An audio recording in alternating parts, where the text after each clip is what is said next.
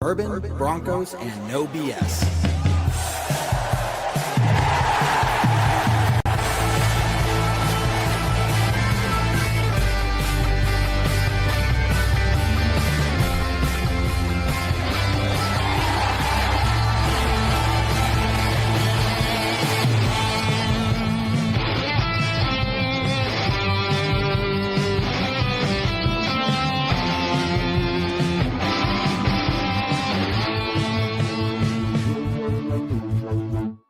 Fans, brews, and Broncos news.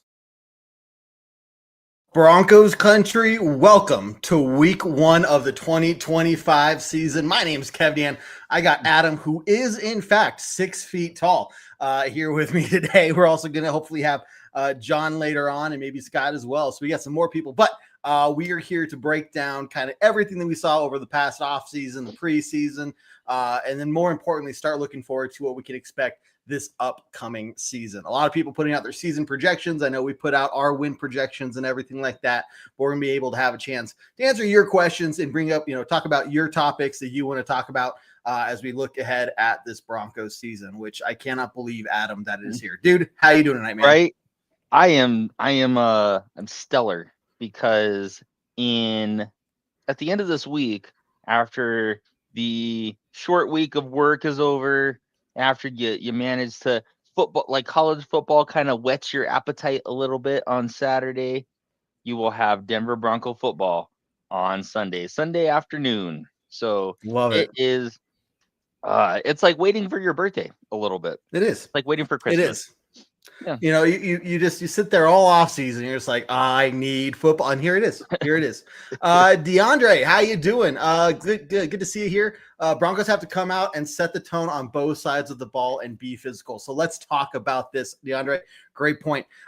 Some things that the Broncos had to address during this offseason was setting the tone, right? And some of that came from needing to run the ball better.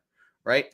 Defensively looking pretty strong in everything, but how could they improve some things, stopping the run game a little better, so on and so forth. So what have you seen, Adam, from the Broncos specifically over this offseason to say that, you've seen the Broncos try to address this idea of wanting to set the tone early, not just in games, but in the season as well? I mean, Sean Payton talked about it a couple of times in his press conference where one of the things that they talked about, especially with some of their free agent acquisitions, was because of the slower starts that they've had and how to avoid those. So there was the obviously the huge importance on running the ball, setting a good getting that tone like DeAndre is talking about of setting that physicality early. Now you see that you didn't have that last season, even though you had probably the offensive line in place. You didn't have the right bodies to carry that out. They think they've addressed that this year with RJ Harvey and J.K. Dobbins. Obviously, we didn't see a whole lot of Dobbins this preseason, but in theory, if you have a good running game, you can mitigate those slower starts a little bit more. And obviously on defense, they talked about physicality today. DJ Jones talked about it, that they really were counting on that the defensive line is counting themselves as the people to really set that tone early. I think that what you're saying, DeAndre, is actually going to be one of the big keys to getting out on the blocks quick and getting out to that 1-0 start. Is just, let's not let Tennessee hang around too long and give themselves any hope about what this game really is. And let's just put it to them, get them out of there, and move on to week 2. You look at things like adding Evan Ingram as well, and finding a true tight end for the Broncos, which we haven't had. I mean, people bring up like, okay, maybe Noah Fant, but he had spurts, right? There were moments where he showed, but it wasn't anything consistent, right? Which is why we traded him, which is why he basically didn't do anything with Seattle, which is why I don't even know where he is anymore. Nobody, he fell so far from where he was drafted, right? And it wasn't until you look back really 10 years ago, where was last time we had a good tight end, which was on the Broncos Super Bowl winning team there. Yeah. Well, it's been a long drought since we've had that. So Evan Ingram brings in that capability there where we have some really good blocking tight ends. And then you got Evan Ingram, who is just going to be a matchup nightmare for these opposing defenses. And then you have to also worry about Cortland Sutton. You also have to worry about J.K. Dobbins, R.J. Harvey, and Pat Bryant, and blah, blah, blah, blah, blah, blah, right?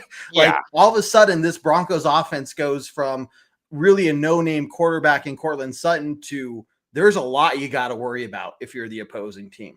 And so, you know, if you're looking at this Titans game, it's not just so much about winning, but for me, it's about really sending a message to the NFL that, hey, we're not coming out of the gate slow, right? You know, this offense is going to have some growing pains. There are going to be some mistakes, but if we win 17-13 or 17 to, Yeah. like, a win's a win, and you come out of week one and the score doesn't matter, but these guys to show that we are here, we are real. Last year was not a fluke. And, you know, setting the tone is more than just for the game. Right. And like how you're saying is, you know, we want to get out to those better starts. Did you feel confident about the 2-0 start that Russell Wilson got out to? Or I mean, they lost the opener in Seattle in derpy fashion, and then they beat Houston, but Houston was actually supposed to be kind of considered to be a tune-up game, and they struggled mightily to win that game. So if Denver goes out and lays an egg and has like one of like what you're talking about, Kev, maybe wins the game 17-13 or wins it 20-17, and you need that last minute field goal to maybe win the game. I mean, it kind of takes all the goodwill that's been built up in the offseason and over the preseason, and kind of it makes you feel kind of icky a little bit of like, well, maybe, you know, maybe this isn't the team. Maybe we are getting a little ahead of ourselves with where this team is. So I really do feel like that first game is going to be a big litmus test, and maybe unfairly or not, it's going to really be an indicator of if Denver's going to be for real this year. Well, you know, the first week is going to set the tone for how at least they talk about the next 4 weeks. So if you look at the schedule here, let's pull that up. Week 1, Titans. Okay, even if we win, let's say barely by the skin of our teeth, last second field goal or something, that's going to alter the narrative for the next 3 games at least, right? Obviously, everybody's chalking up the game in Philadelphia as a loss. You never know. Any given Sunday, right? It could go the Broncos' way. But you're looking at, can the Broncos start off 3-1, 4-0, ideally 4-0 here, especially with the Chargers in there. But if the Broncos barely win, all of a sudden it's be like, oh, can the Broncos really travel to Indianapolis and beat the Colts? And then they're on the road to the Chargers. You know, all of a sudden it's gonna be like, okay, yeah, they're 1-0, but everyone's gonna be predicting they're gonna be 1-2. And then you got the Bengals at home, and while the defense is an absolute mess, their offense is something to be really, really concerned about. So now you're looking at, well, this Broncos team that says they're everything, they're supposed to have this top defense, they were barely able to handle the Tennessee Titans. And now everyone's going to be saying, are they going to be even able to win any other games between week 2 and week 4? You know, and then you got week 5. Man, then you got the Jets, but they're in London. There's no bye week after that. So then you got the Jets, right? Or the Giants after that. So the first game and how they do is really going to solidify the narrative that's going to be built around how this team progresses. And so if we go out there and we win 28-6 or something ridiculous, right? It's gonna be like, okay, now this Broncos team, we can say confidently, should be able to handle the Colts, put up a real good fight against the Chargers, even come away with a win, hang around and beat the Bengals at home, right? And now you're looking at a situation where it's like people have faith in this team, right? And they're talking really positively about these guys. So it's a lot that's hanging on this first game, at least in terms of the narrative that we're going to have to deal with week in and week out from there on. I mean, even looking at the October schedule, like what you're talking about, the Eagles on the 5th is not a gimme, and that's in Philadelphia. Then coming back, you got the Jets, which should be, you know, that should be something that we should come back to. But the following week, and we have a John who is now joining us as well. What's up, John? How are you, buddy? I'm good. Thank you for asking, Adam. What did I miss? Did you guys cover it all? Is the So show much, over or what? yeah. You got in just at the end.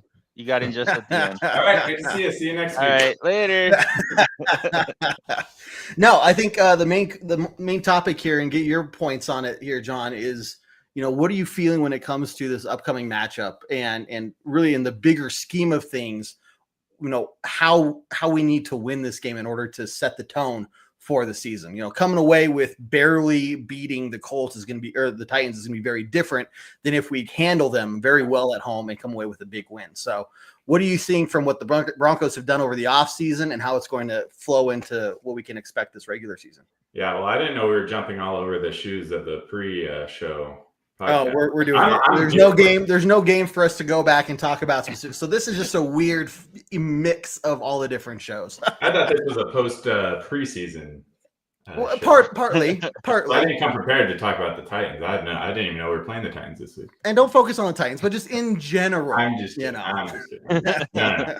I mean, yeah, we have a lot of hype in Broncos country. On a national stage, right? Like we have media on our side saying that we might be Super Bowl contenders this year, which is crazy to think about from where we were 2 years ago. To say that we're in that conversation, obviously still probably sleepers when you talk to most people, but to be in the conversation is just crazy. So look, this is the time of the year where every team, for the most part, maybe not every team, most teams are excited, right? They're all, everyone's 0-0. Right. Everyone, yep. So, but no, for Broncos country, it's a different feeling from years past.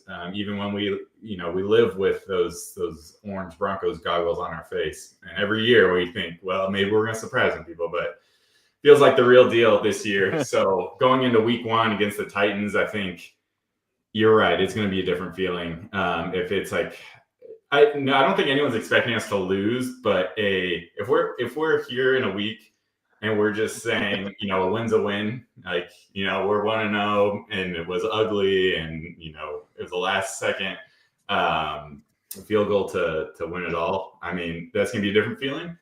At the same time, it's a long season, not to get ahead of ourselves if we don't come out of the gate swinging, but right.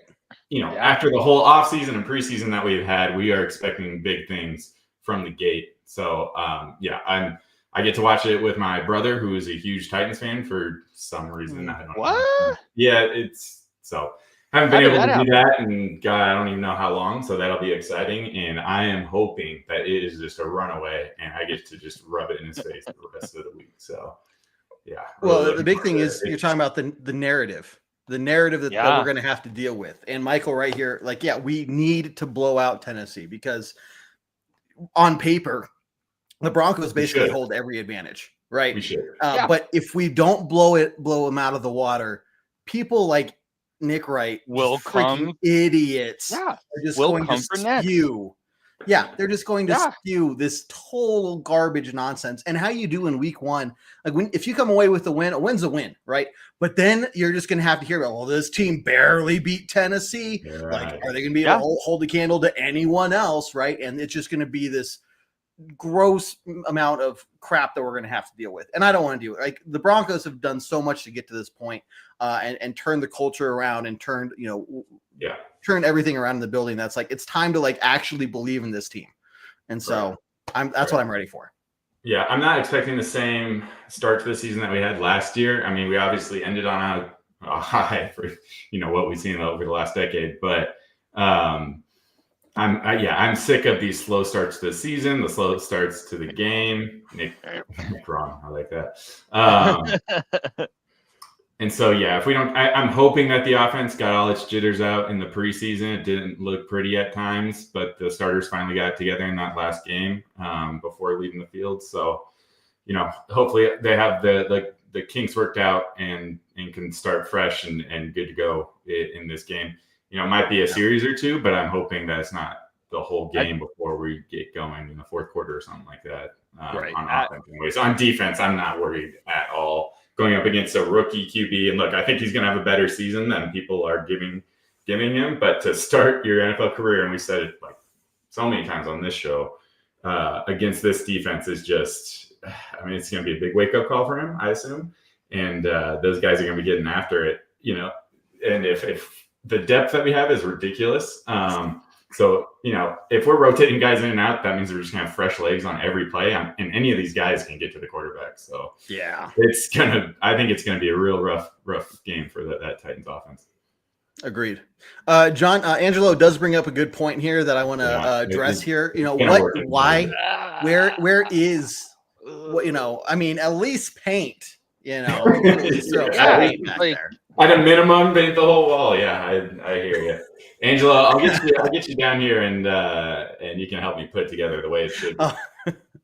We're going to start hiring our fans for hard labor now. Okay, I see how this is. What if Angelo is just an enterprising interior decorator who also happens to be a Broncos fan? Then it would make sense. Background. It would make sense then. It would make sense. I'm just saying. Maybe he's not saying it as a bad thing. Maybe he's saying it as like, "Hey, John, I want to help." Yeah, that's how I take it. Yeah. Yeah. Looking at everything that we've seen from this offseason and postseason or preseason, all that stuff, where are you guys seeing any weak links on the Broncos? Because Logan here, he's specifying Singleton. I'm still going to say if I'm concerned about anything on the Broncos, it's one punter. Okay, we're going to throw that out there. And two, inside linebacker. And it's not that I don't doubt the talent that Singleton and Greenlaw have, right? But it's their health availability. Right? So, where do you guys see any other weak links, and how do you think that's going to impact, what the Broncos can do? I think that it's a total. I think Singleton is rightly called out as being, and the inside linebackers are being called out as one of the weaker links, not weakest links on the team. I mean, Sean Payton has already said both are going to be on pitch counts on Sunday. So when your big free agent acquisition is going to be on a pitch count and your best tackler season before are going to be on pitch counts, that's a very logical concern going into this season. Now they think they have the depth to overcome that. They have the space eaters up front to keep offensive lines off those linebackers, so that ostensibly makes their job easier. They don't think they're going to be. I mean, they have the defense set up to be able to attack when they're up ahead, so that you don't need those linebackers as much. However, if those get into dogfights, like physical teams like LA, that could be a very in the trenches type of game. And right now, with our two inside linebackers being where they're at, I think that's a. I'm not going to say it's gloom and doom and that's going to be our fatal flaw, but it is a concern. So I think Logan is spot on with that critique. What do you think, John? Yeah, I mean, it's a concern. I think and look, another win for the offseason is how we came out of here healthy. Mims was back in practice today, thankfully. So, and he's, supposed to be playing and starting in this game. So Singleton was out the entire year, I think, last year, or most of it. He got hurt in the Tampa Bay game. So, once he went out, there was obvious depth issues at inside linebacker. Right. But before that injury, he was one of our, steadiest players for a couple seasons. And so, if he's healthy, if Greenlaw's healthy, maybe they're on pitch counts, but we have Sternad back there. With the depth, we have the one Reed, the undrafted free agent for this year. We'll see how much he plays, if at all. Hopefully, Greenlaw and Singleton can stay on the field as long as possible. But if everyone stays healthy, it's not a concern for me. Inside linebacker, but every team is going to say, injuries could be the one thing that derail us. And that's, of course, true for the Broncos, true for every single team. So it's just, that is the area of concern because so many of these guys and, the three big offseason acquisitions that we got are all dealing with injuries concern. So, kind of taking a gamble there. Yeah. And the good thing is you look at what we did in the preseason and, preseason doesn't count, blah, blah, blah. I get it. It doesn't matter. But when you look at how things, like things like depth and how our depth players, our secondary, third string, all these guys were able to go out there, and at every level, these guys stood out, and play, and they balled out.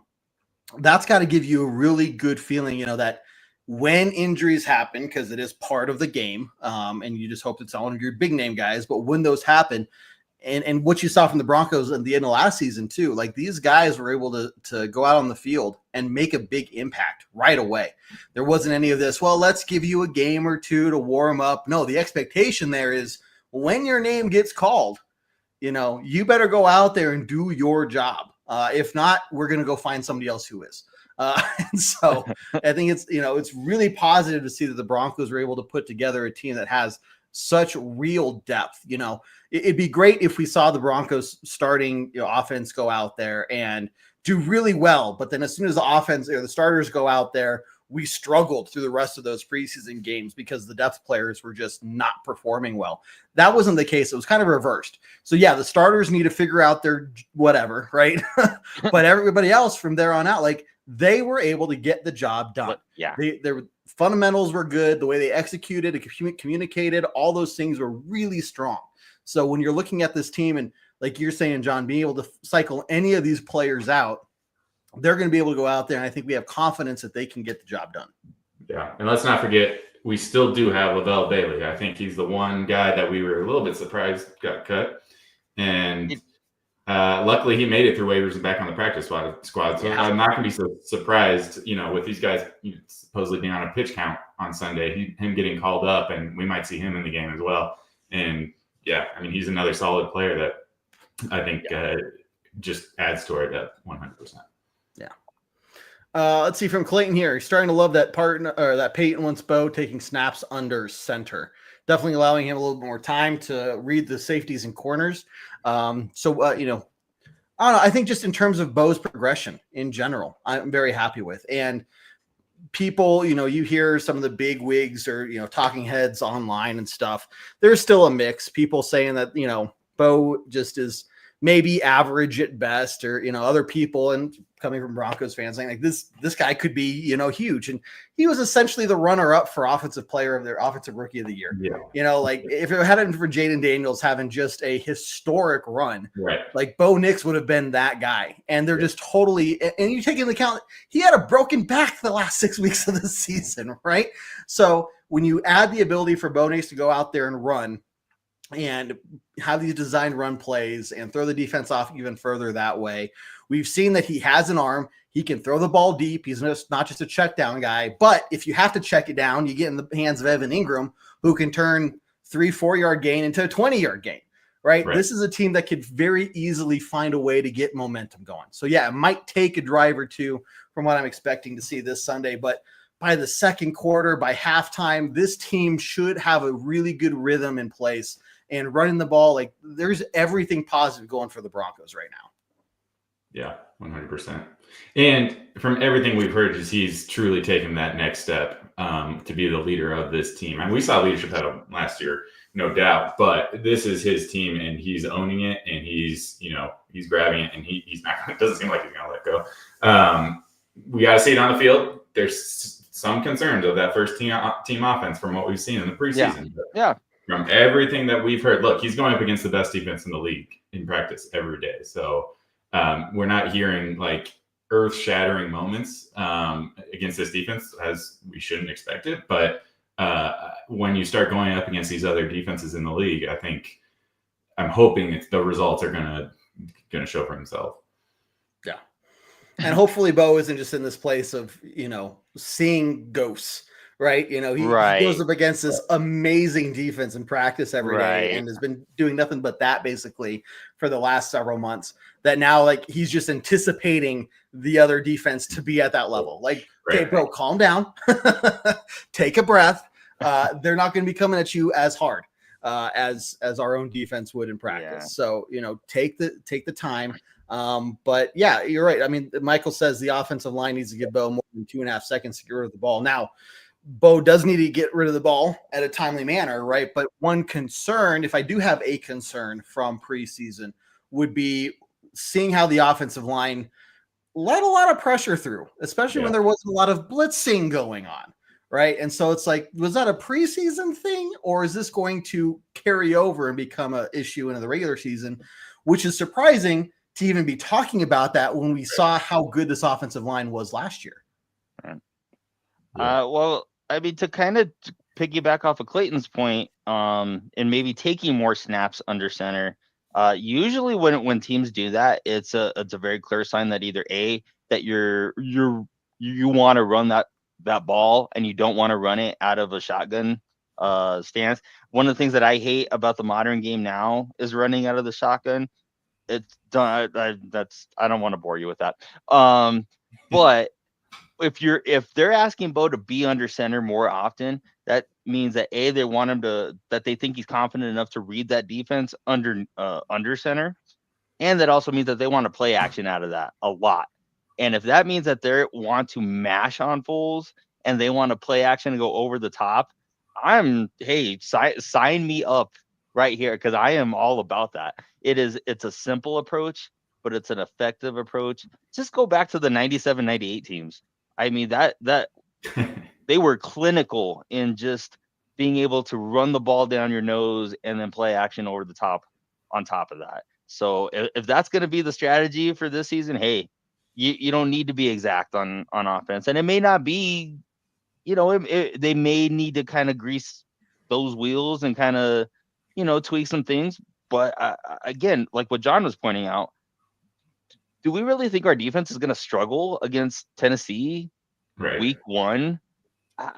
Tennessee does have Calvin Ridley coming back, and Cam Ward does kind of have that playground element to his game, but it is like you start looking at the matchup and you're being fair, and not just as us as Broncos fans, but looking at the matchup, like you kind of start seeing the ways that Tennessee can win this game. Start like, I don't know. I don't know. So I think it is a schematic thing that they are asking maybe Bo to line up under center, maybe a little bit more. Yeah, I think, look, if the offensive line struggles early in this season, again, we have the defense that can help us win ugly games if we need to. Again, I hope that's not the case. But also we have Bo Nix, who knows how to get out of trouble, and he can still make a play when he's getting pressured. And we did see that in the preseason, unfortunately, and we saw it a lot in the preseason, unfortunately. But look, this is supposed to be a top, 5, at least top 10 offensive line, and these guys are getting paid well. I think we're the 7th highest paid offensive line in the league. So we don't have scrubs out there by any means. So it's going to come together. It might, again, I think at the start of every season, it never looks like you're totally clicking. So that's kind of the expectation week one for me. But I do not want to win ugly this week. I don't want it to be because the defense kept us in it and we got it last right. So I'm hoping that doesn't carry over from the preseason from what we saw. And look, on that final drive, the final drive of the first team offense, it looked that was the best drive by far. So I'm going to have to see it in the regular season before I start getting concerned about the offensive line. Yep. Agreed. Good question here from Angelo. Does the offensive success depend on JK putting up 1,000 yards this season? I'm going to say no. I'm going to say, first off, if J.K. Dobbins does get 1,000 yards this season, I don't see us winning, and I see us winning 13 games because that run game is really, I think, important to elevating the offense beyond what we saw last year. But I don't think that the success is purely based on what J.K. Dobbins can do.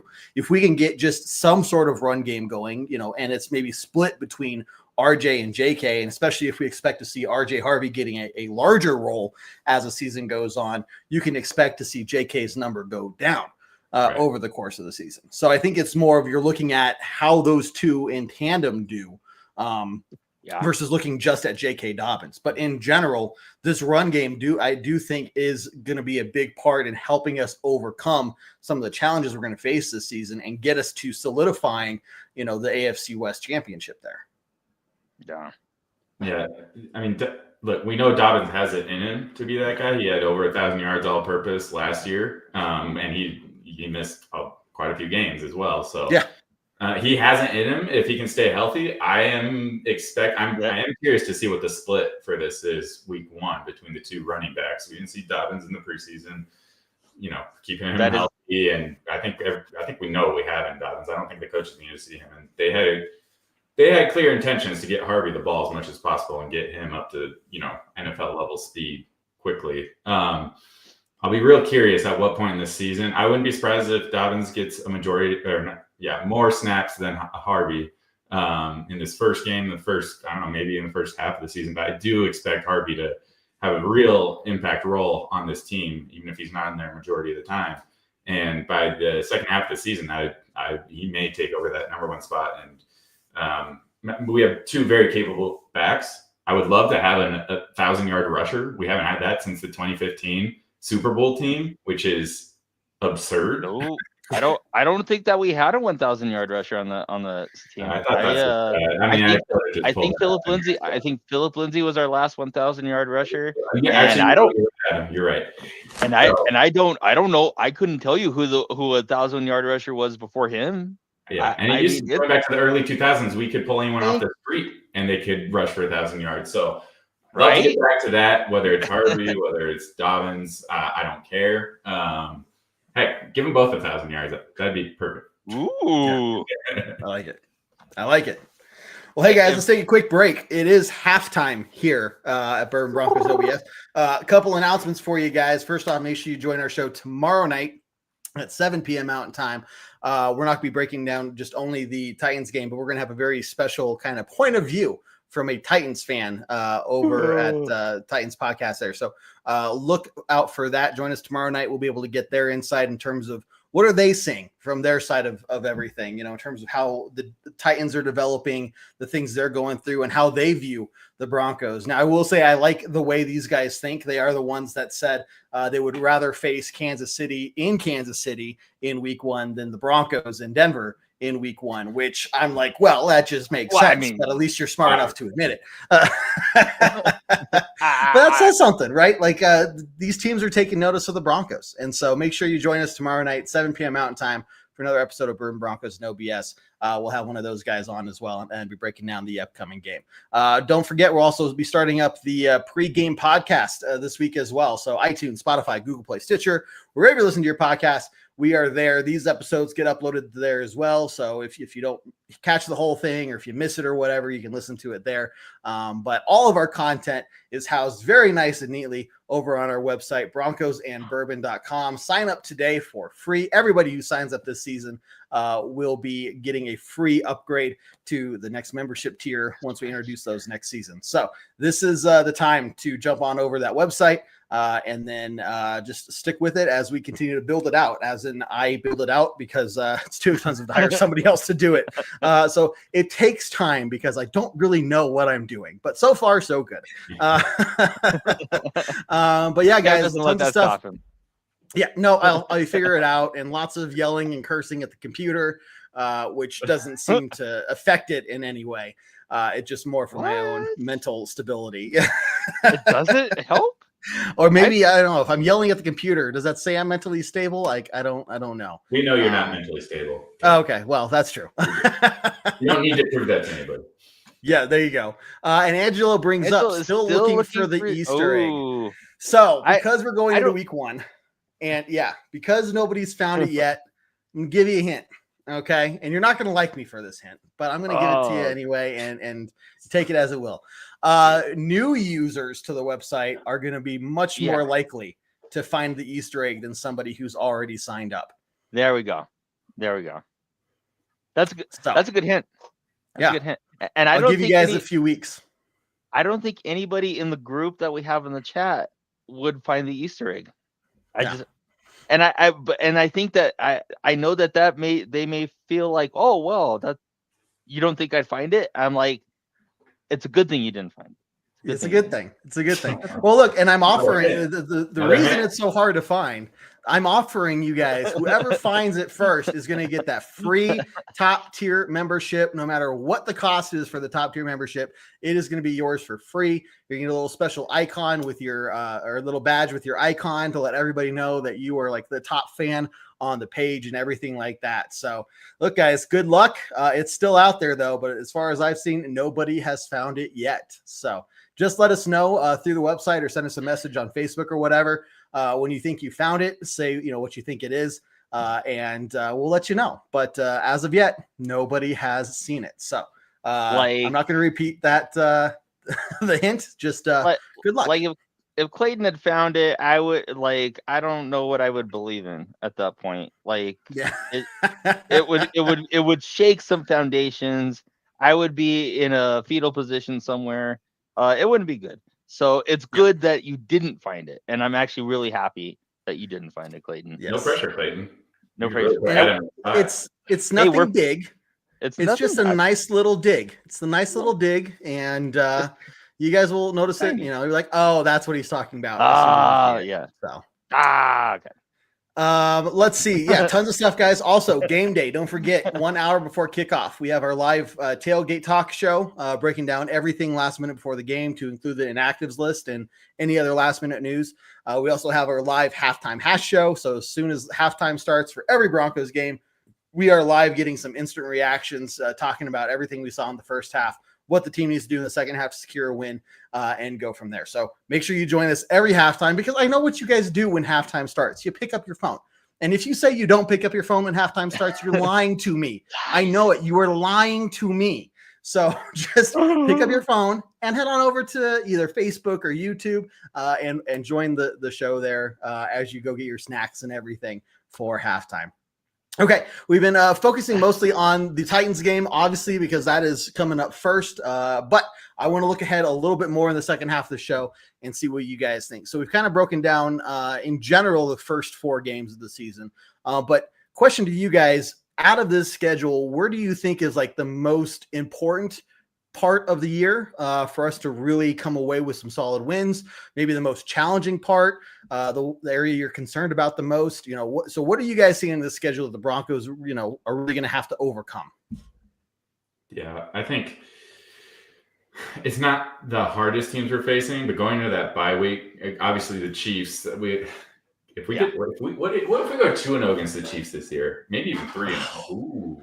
I like you. I like where your head's at. I like But that week 11 going to the bye week and then playing the Commanders, who are not going to be an easy test. So that'll be an very interesting part of the season. Obviously, weeks 4 and 5. If we can get to 3-0 before those games, that's going to give us a ton of confidence going in there. Look, the first 2 games, Adam said it 2 weeks ago, last week, I can't remember. They feel like extra preseason games, and that's just where those 2 teams are at, and that's half of the AFC South. So one of those teams probably has a decent shot at being in the playoffs as well, because someone's got to come out of that division. Someone's got to win that one. But yeah, going after the first 2 games, if we can build the confidence from them to then beat the Chargers, and then it's really game on for the next 2 games, especially. So it feels like every, 4 games we have like 2 meh teams and then 2 solid teams in there. So at the bye week, it's a time to get healthy, but also to be really ready and prepared. Hopefully feeling super confident after a Chiefs win, and then to finish up the season strong in those last 6 games. Yeah, if you win those 2 divisional games in November, and that's a big if, I want to say that week's the Thursday night game, is that Denver? Is that in Denver? Or is that going to be in Vegas? That's in Denver. Okay. It's in Denver, yeah. All right. Well, then, but still, that's a Thursday night game. So Thursday night games are traditionally harder to win. We're in November, so now we're knee deep in the season with very little turnaround time. So those games, yes, it's at home, and you should win that game because it's at home and it's against Vegas. but that's a Thursday night game makes that a little bit of a variable. And then you get a mini bye, but then you go right back into Kansas City. So, or we get Kansas City here, and then we play Kansas City Christmas night. Okay, so that does help.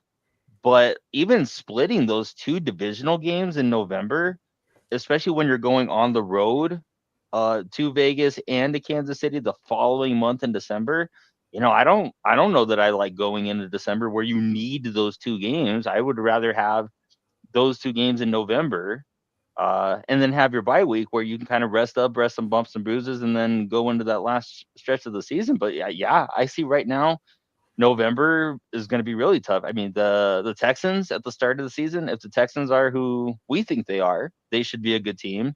Vegas at home on a short week, then Kansas City. I mean, as of right now, on paper, that's a tough game. And then the bye week, and then you got the Commanders. So yeah, I see November being a big pitfall right now. Potentially, anyway. Yeah. If I have to pick a month, I agree with you, Adam. What I do like is the semi bye week going into the Chiefs and the full bye week after that. That's a good point.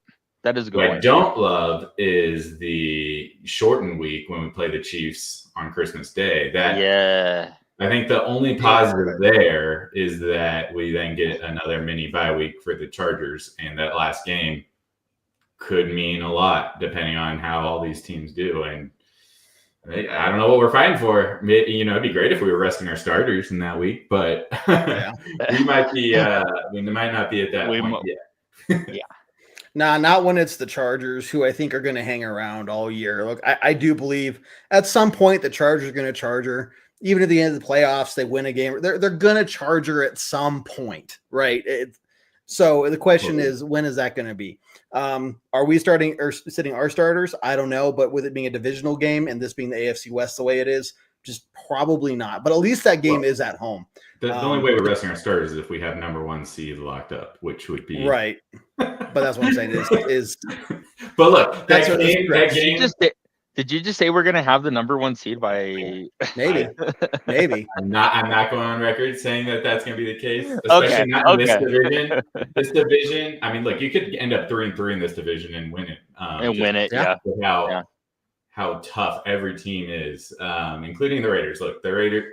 I don't care what season it is. For some reason, they're the weakest team on paper, but every game we play against the Raiders is tough. It's always close. It's always close. So that week 18 game there's a lot that could be on the line there. It could be the division, could be a first week bye in the playoffs. I don't know. Yeah. I don't know. But that's what I'm saying. At least it's at home, right? And you have a little bit of a mini bye there between Christmas and that game. But you got to wonder, like looking at, we're flying all the way out to Jacksonville for week 16. They probably just fly straight to Kansas City and, stay out there. I don't even know if they come home, I mean, that's just so much traveling between those days and those games. But then Jacksonville's at home. Oh, Jacksonville is at home. You're right. Never mind. So never take that away. However, I am concerned about that Kansas City game on Christmas Day, just because, it's a short week against the Chiefs and Arrowhead. Kansas City. Right. And now you look like I hate to say, we should have beat them. That should have been a win for us last season, and we handled them pretty well. But the fact of the matter is we walked away with a loss. So we didn't do enough. So we've seen that it's possible to at least get us in a position to win the game. But hopefully this year, we're healthy enough by the end of the season there. We can go in there and take care of business on Christmas Day and make all the Chiefs fans walk out of the stadium going, sad, feeling sad on Christmas. But I don't know, guys. It's going to be interesting. I feel much more comfortable at that game if it was in Denver. The fact that it's in KC in December it's going to be tough. It's going to be tough. It's going to be cold. Why does it always seem like we get kind of hosed with that late season game in December? Why? We never get an early season game in Kansas City. We always get a late season game in Arrowhead. And it's always been I was there 2 years ago where it was the Russ game where he got planted on his head, and that didn't count as a call. Cortland Sutton looked at somebody too hard and made a circus catch, and that was a pass interference. So I wasn't a quiet Bronco fan that day in the stadium. Let's put it that way. But it's just like it is. It's always something like it is kind of off topic, but it's always something derpy that happens in Kansas City, and it's a missed field goal. Like, give me a break. So yeah, I don't like going to Kansas City late in the year just because it's going to be a tough game, and not even including all the ancillary stuff that goes with it. So yeah, I'm totally with you, Kev. I don't even like having a nationally televised game on Christmas Day. I want to just chill. I want to chill and eat my presents and be a little tipsy and be in the holiday cheer, not worry, like not having my heart go through my chest. So you telling me you're not gonna be tipsy during that game? You know what? Funny fact, I don't like getting tipsy during Broncos games. I like watching the whole thing and just being a little too tipsy and then a little chatty in the chat. A little chatty in the chat. I mean, I get a little chatty when I'm tipsy, but I almost get too nervous to be tipsy during Broncos games. But like any other football game, bring it on. Yep, I feel you. I'll tell you what, I was not tipsy during that Broncos Chiefs game last year. I was in the back seat of a car coming home from a wedding watching that game, and I held it together pretty good, and all of a sudden at that kick, the whole car started shaking. I'm sure yours wasn't the only one.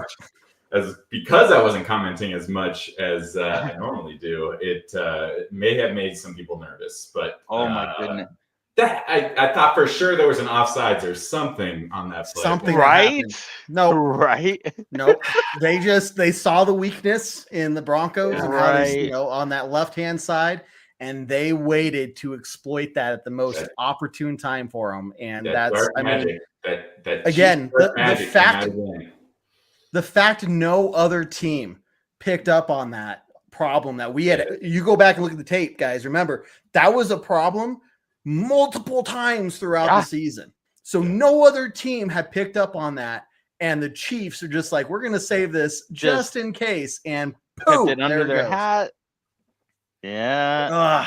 It was a matter of time, and it just happened to be the most important kick. Our time. Which is why then partly you saw a whole bunch of changes on the Broncos special teams, coaching staff, and everything.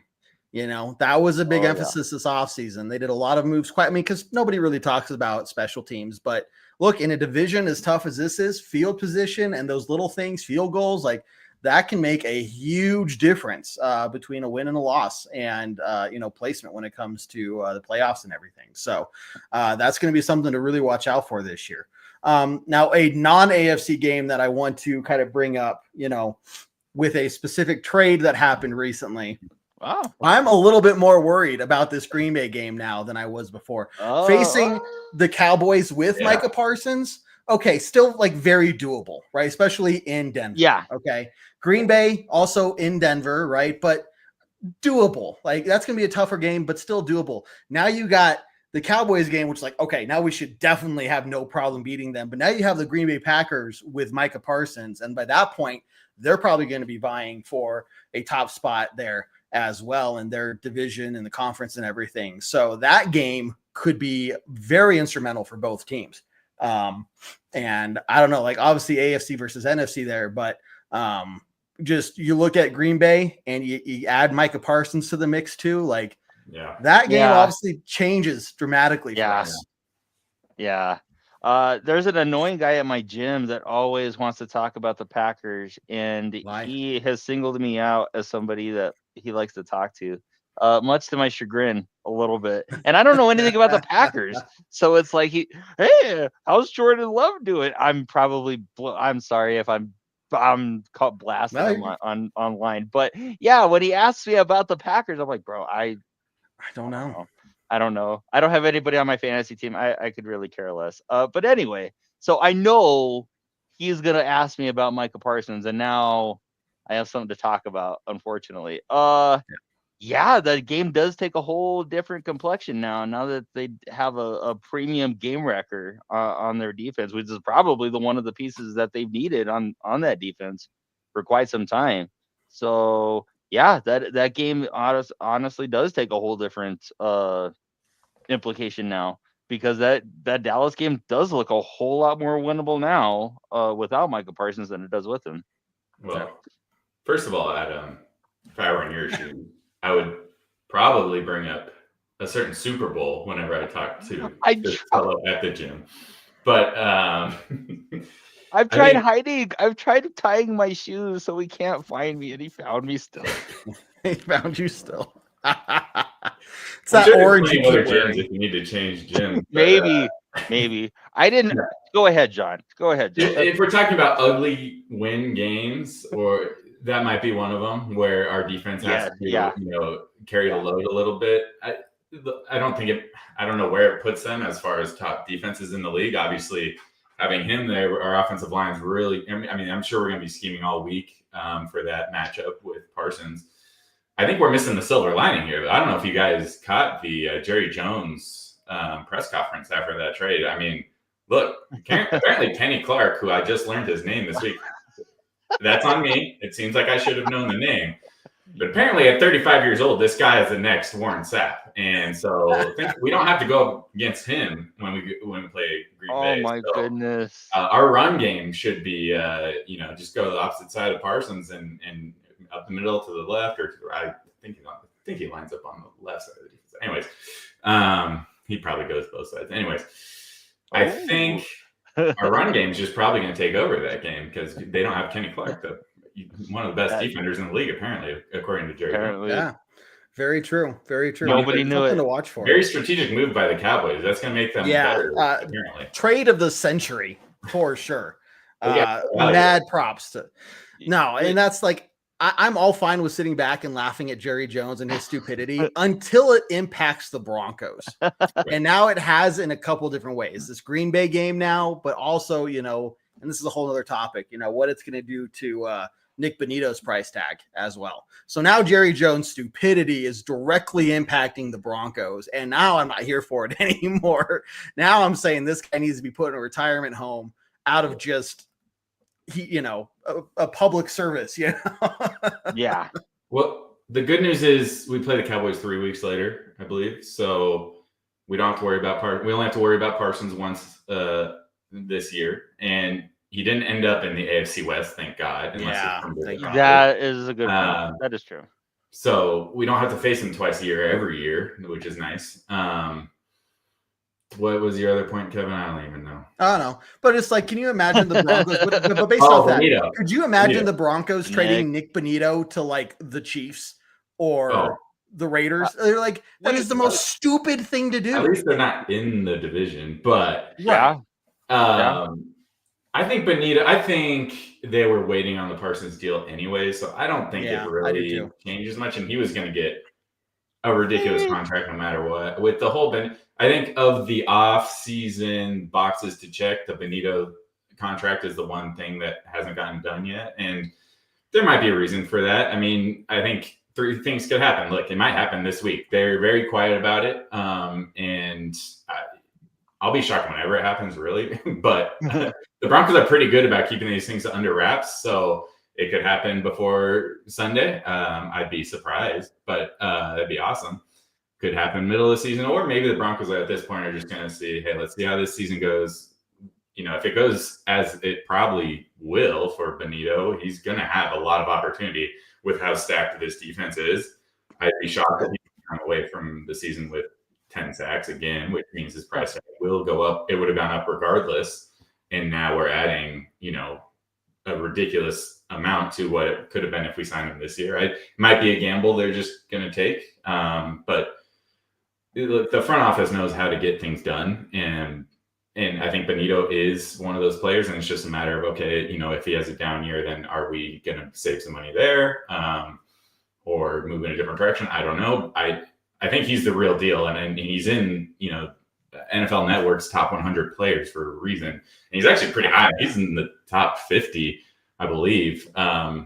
like 36 or something like that. Something way higher than I was actually expecting, or maybe he's 38. But he was really close to Parsons, and it was because he's able to do more on the run game and in coverage than Parsons. I mean, Parsons is one of the best pass rushers in the league, if not maybe not the best, but one of them. Benito can obviously has that skill too, but he's a rock star player, and I think maybe they get a deal done midseason then, the way the season starts out, or maybe they just punt it till the offseason next year, and he gets just a monster deal from the Broncos. That's one of the benefits of having a superstar rookie quarterback contract, is that we can go out and pay these other players what they're deserving to have a better team overall, and not just a highly paid quarterback. I would say though that, like, to everybody's point, the Broncos keep these things under wraps very well, and I think that's to their credit. However, and I'll be quick in making the point, George Payton said everything's cool, everything's fine. Benito came on and said everything's cool, right, everything's fine. Yeah. I just think it's weird that they normally don't say anything, but now both player and organization have come out and said, "Oh no, everything's cool, everything's fine." So I don't know if I'm reading into that maybe a little bit weirdly, but it's odd. It's odd that both have come out and said that everything is fine.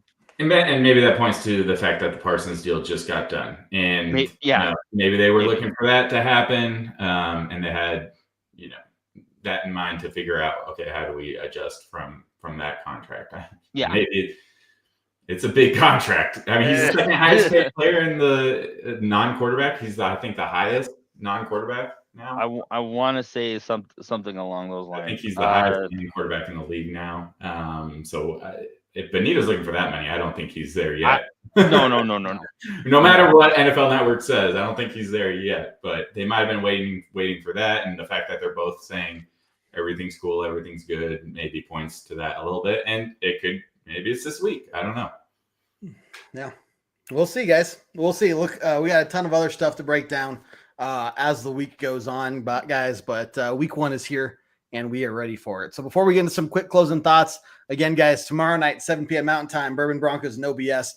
Be specifically breaking down this upcoming Titans game with a guest from a Titans podcast, where they're going to give us their input and insight to things that they're seeing and things that are being talked about over there in Titans Nation, Titans land. I don't know what they call themselves. It's better than Chiefs Kingdom. They don't have Indians don't have kingdoms. Dummies. It's like that's the best. Okay. It's another thing. It's another thing that just infuriates. It's not. They don't have. I'm sorry. Yeah. Go ahead. No, you're good, man. I feel you. There's a lot to be infuriated about when it comes to the Chiefs. But yeah, guys, also don't forget about our pregame podcast, iTunes, Spotify, Google Play, Stitcher. That'll come out later this week. And then game day, we got our pregame show and our halftime show. Tons of stuff for you guys. And then make sure you're following us and signing up over at broncosandbourbon.com. But with that being said, let's do a round of the horn here really quickly. John, can start with you, man. Surprise. What do you got for us to close the thoughts? Dude, we're here. We're at week one. And it's a Monday. It's like it's an off day of work, and it's like already a day later in the week. It's like it's coming quick, and I'm just so happy for I get to hang out with you guys once a week. I'm excited. I realize fall and winter are just my two favorite seasons of the year, and it's because of Broncos football by far. So let's fucking go. Let's win this week. Let's not make it ugly. And head into the Colts just on a high, and probably another high in a week. So yeah, I'm excited. I can't wait. We've talked all off season, and it's time to get down to business. Love it. Adam, buddy, what you got? For the website this week, which you can also check out at broncosandbourbon.com. It's right next to my head. It's been there the entire time. You should go visit. I will bring you my fearless predictions for this season. One of my fearless predictions is the Broncos will have a 100-yard rusher at some point. I think win week one, and they will have a 1,000-yard rusher. Who will that 1,000-yard rusher be? You have to read to find out, man. So Have to go check it out. You have to go check it out. Go check me out, Eye on the Ball on YouTube. I have my own show. Go check it out. It has some cool stuff in there. And yeah, Sunday afternoon, guys. We're right there, buddy. And be sure to savor it because it goes by way too fast every freaking year. So savor each game. Watch them over and over on DVR like I do. If we could reverse how quickly the offseason goes by versus how quickly the regular season goes by, I'd be happy with that. Because before you know it, we're going to be talking about halfway through the season, playoff picture, last couple games of the season, it's be Christmas, and then it's just going to be over. So guys, make sure you're here with us every step of the way as we celebrate our 10th season. What's that, John? I feel like you ask us every week for our closing thoughts on that. Was that your closing thought? Was that? Yeah. No. I feel like we never come back around to you. What's your never come back around to me. What about you, Kev? Look, for the Broncos, what I'm really excited about, honestly, is the depth of this team. Right. So whatever happens, we talk about injuries, we talk about things just going wrong. It's a game of football, and things are very there's a lot of variables to take into account. When you have a team that has depth as solid as what we've seen, at least through preseason, you've got to be excited. It's not so much, hey, if we lose somebody, we're screwed kind of mentality. There's a lot of opportunity for these guys that you don't really know their names yet to go out there and make a name for themselves. And you get a bunch of players like that are playing for each other, and you have that kind of culture. These are guys that they're going to want to stay in Denver. You're making it a place to be where people want to come play for Denver, right? We're starting out on something really big for this team over the next, 5 to 10 plus years. And it's so good to see compared to what we've had to sit through the last, minus last year, the 8 or whatever years before that. So it's so good to see this team finally in a place where they have their head on straight. They're all on the same page. You don't have anyone doing high knees on an airplane, right? Bo Nix doesn't have an office all of his own, right? Stupid, or like his own little, people following him around. We're beyond all that bullshit. We're beyond all that drama. It's just we're here to play football. We're here to win football games and make a lot of noise at the end of the season and going into the postseason there. So, look, this team there's a lot of reason to be excited and be hyped.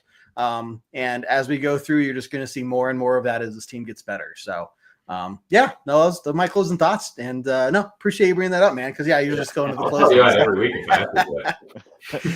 I'll do a better job of that. Yeah, we'll do a better job of that. But this is our 10th anniversary season, guys. So it's just even more reason to celebrate and get excited, and just be happy to be here and bring you all this Broncos content for you guys. So with that being said, guys, man, it's been a great show. It's going to be a great week. Football on Sunday. See how the Broncos do. And by this time next week, we'll be talking about actual football that we saw played. So get ready for it, guys.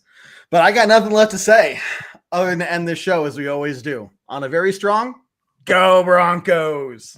Go Broncos. Go Broncos, baby. Let's go. See ya. Do what I like, yeah, I do what I like, yeah, I do what I like. Sip and go, sip is right, and I go with the flow, yeah, I go with the flow, yeah, I go with the flow, cause I know I'm the show. In the zone, here I go, in the zone, here I go, in the zone, here I go, yeah, they know I'm a pro.